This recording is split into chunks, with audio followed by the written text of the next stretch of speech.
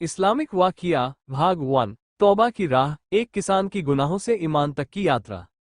भूमिका ये कहानी अब्दुल रहमान नामक एक किसान की है जो एक ऐसे गांव में रहता था जहां लोग दुनियावी चीजों में इतने मशगूल थे कि वे अपने असली मकसद को भूल चुके थे।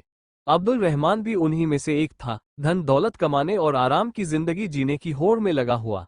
लेकिन उसकी यह यात्रा सिर्फ दुनियावी कामयाबी तक सीमित नहीं रही, बल्कि वह एक ऐसी राह पर चल पड़ा जिसने उसकी पूरी जिंदगी बदल दी। गांव की जिंदगी और अब्दुल रहमान की हालत। अब्बासपुर एक हरा भरा इलाका था जहां लोग ज्यादातर खेती बाड़ी और व्यापार में लगे रहते थे। अब्दुल रहमान का खेत बहुत बड़ा था और उसकी गिनती अमीर किसानों में होती थी। वह मेहनती था, लेकिन उसके दिल में दुनिया की मोहब्बत ने इतना घर कर लिया था कि वह हलाल और हराम की परवाह किए बिना बस पैसा कमाने की दौड़ में लगा रहता था। वह अक्सर व्यापारियों से उधार लेकर ब्याज पर सामान बेचता और लोगों से सख्ती से पैसे वसूलता। उसके अंदर नर्मदिली की कमी थी। गरीबों और जरूरतमंदों की मदद करने के बजाय वो अपने धन को और बढ़ाने की फिक्र में डूबा रहता। हालांकि उसके अंदर कहीं न कहीं एक अजीब सी बेचैनी थी जो उसे समझ नहीं आ रही थी। एक अजनबी की नसीहत। एक दिन एक बुजुर्ग अजनबी उस गांव में आए। उनकी दाढ़ी सफेद थी, आंखों में गहरा नूर था और चेहरे से नूरानियत टपक रही थी। वे गांव के मस्जिद में रुके और वहां के लोगों को दीनी बातें समझाने लगे।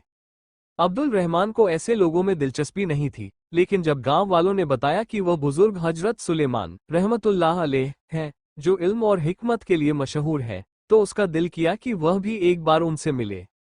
जब वो मस्जिद पहुंचा तो बुजुर्ग ने उसे देख लिया और मुस्कुराकर बोले, बेटा, अल्लाह ने तुम्हें बहुत कुछ दिया है, लेकिन क्या तुमने सोचा है कि यह सब कुछ कब तक रहेगा?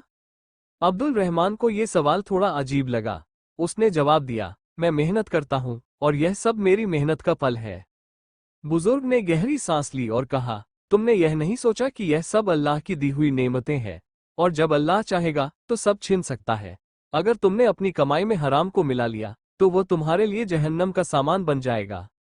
ये सुनकर अब्दुल रहमान को थोड़ा गुस्सा आया, लेकिन बुजुर्ग ने प्यार से कहा, बेटा, अगर तुम्हें सुकून चाहिए तो तौबा की राह अपनाओ।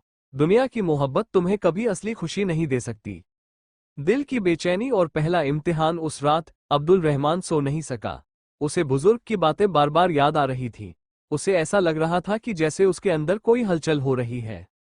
सुबह होते ही उसने सोचा कि वह अपने खेत की हालत देखे और अपने व्यापार पर ध्यान दे। लेकिन जब वह खेत पहुंचा तो एक हैरान करने वाला मंजर उसके सामने था।